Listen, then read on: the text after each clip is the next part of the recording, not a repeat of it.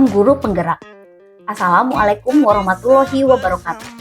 Saya Lilis Mulyamah, TGP Angkatan ke-9 dari Kabupaten Bogor, Unit Kerja SMP Islam Cikal Harapan 2. Video kali ini adalah pemaparan koneksi antar materi modul 1.4 mengenai budaya positif. Dalam koneksi antar materi modul 1.4 ini, saya akan membuat kesimpulan dan refleksi mengenai budaya positif serta keterkaitan antar materi yang sudah saya pelajari pada modul-modul sebelumnya.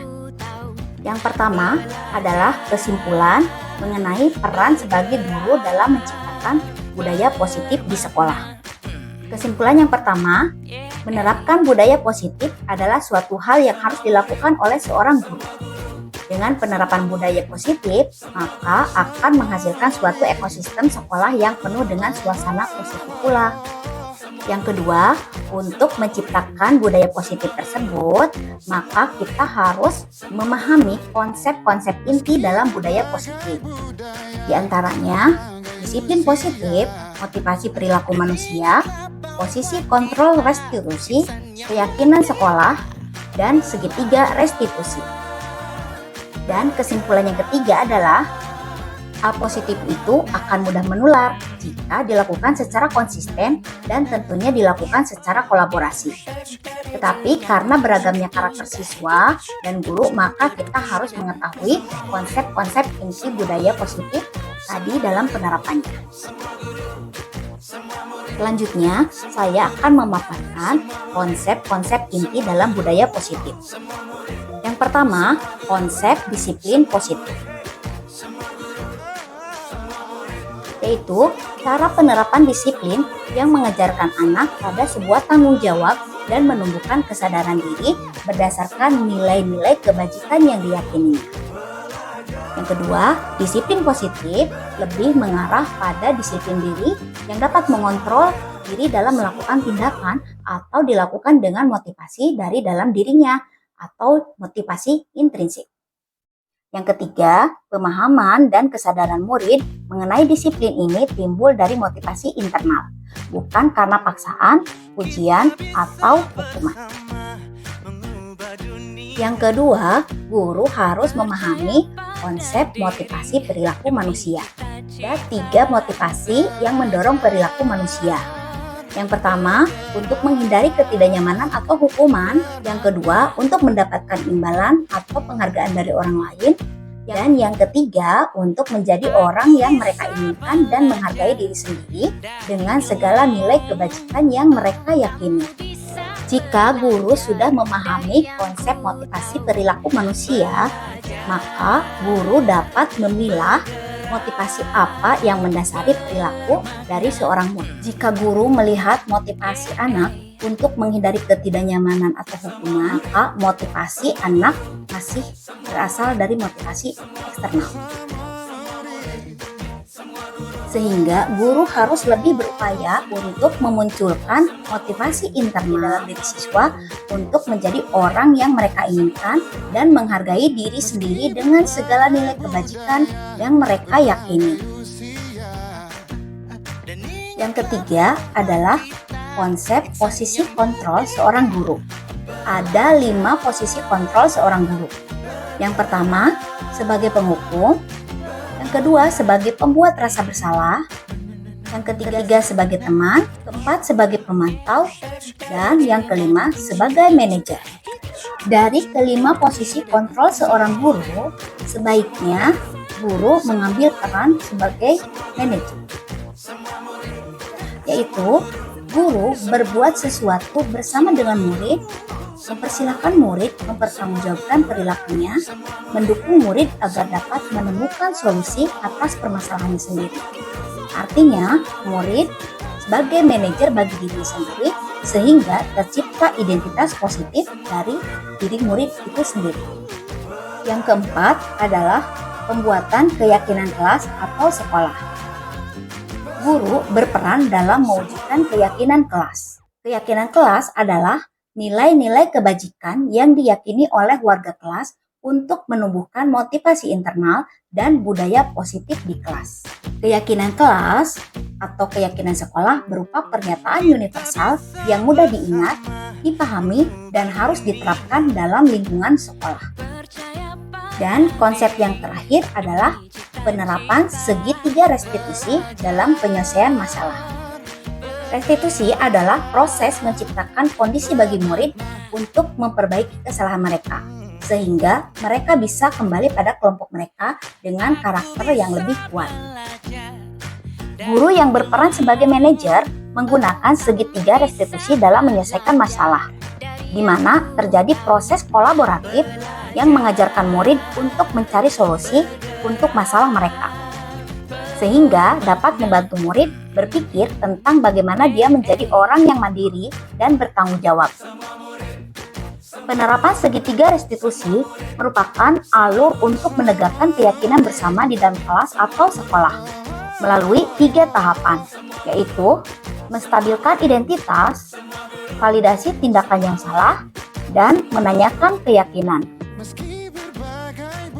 Selanjutnya adalah keterkaitan antara materi budaya positif dengan materi sebelumnya, yaitu filosofi pemikiran Ki Hajar Dewantara, nilai dan peran guru penggerak, serta visi guru penggerak.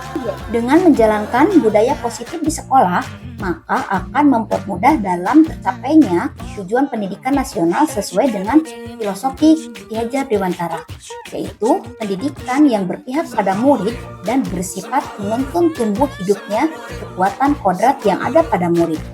Budaya positif dapat terwujud jika seorang guru memiliki 5 nilai guru penggerak, diantaranya berpihak kepada murid, mandiri, reflektif, kolaboratif, dan inovatif. Dan budaya positif dapat terwujud dengan mendorong kolaborasi antara semua warga sekolah dengan adanya keyakinan sekolah yang harus disepakati dan dijalankan bersama. Selanjutnya, salah satu perubahan yang diinginkan sesuai dengan visi guru penggerak adalah terbentuknya budaya positif agar diperoleh sekolah yang nyaman, aman, dan berpihak kepada murid. Untuk mewujudkan visi guru penggerak tersebut dengan pembuatan prakarsa perubahan sesuai filosofi Ki Hajar Dewantara dan profil pelajar Pancasila.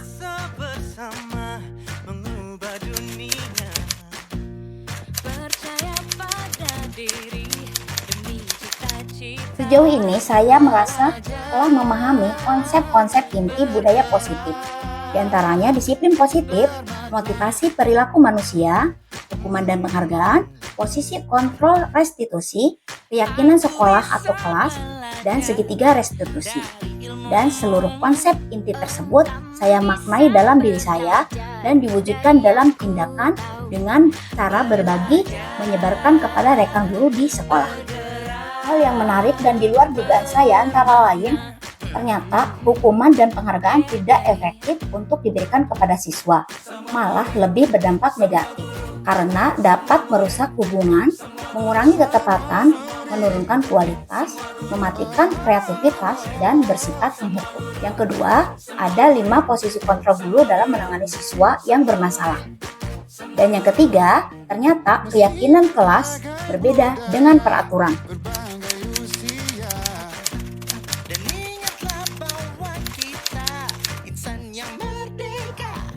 Selama ini, peran yang saya ambil masih sebatas peran menghukum dan membuat murid merasa bersalah. Dengan harapan, murid akan menjadi disiplin dan menyadari kesalahannya. Ternyata, saya sangat keliru. Hal ini yang saya lakukan justru menimbulkan efek sebaliknya. Murid merasa malu dan merasa tidak dihargai. Kemudian mendapatkan rasa luka yang membekas dan selalu diingat. Selain itu, anak menjadi down secara mental. Seharusnya saya berperan sebagai manajer dengan menerapkan segitiga restitusi.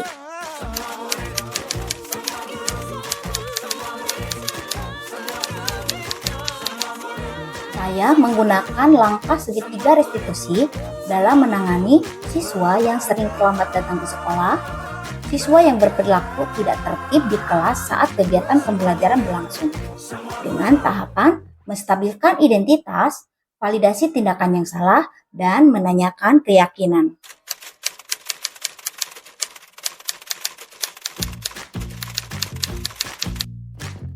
Setelah mengetahui hal ini, perasaan saya sangat termotivasi untuk terus memperbaiki diri sesuai dengan nilai-nilai budaya positif di sekolah.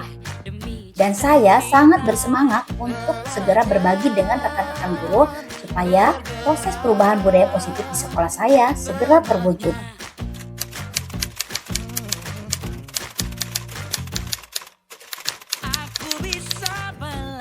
Menurut saya, hal yang sudah baik adalah sudah munculnya motivasi intrinsik atau kesadaran yang timbul dari beberapa siswa tentang pentingnya menegakkan nilai-nilai kebajikan. Sedangkan hal yang perlu diperbaiki adalah posisi kontrol guru harusnya berperan sebagai manajer. Karena saat ini sebagian besar masih berperan sebagai penghukum, pemantau, atau pembuat rasa bersalah.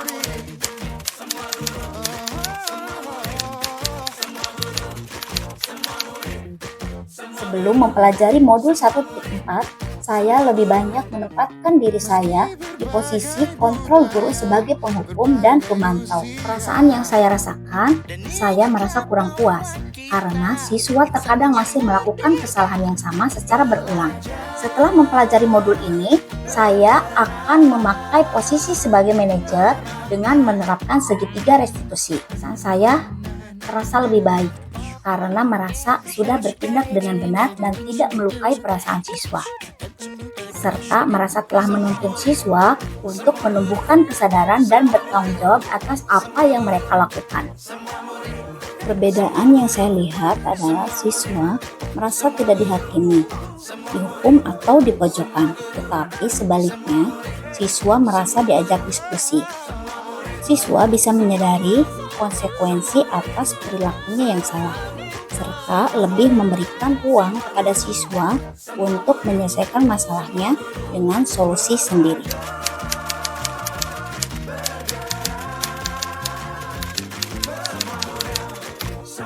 Sebelum mempelajari modul ini, saya pernah menyelesaikan permasalahan dengan segitiga restitusi, tetapi tidak dengan tahapan yang lengkap. Saya baru sampai pada menstabilkan identitas, yaitu dengan memberikan pernyataan wajar jika kita pernah melakukan kesalahan atau pelanggaran.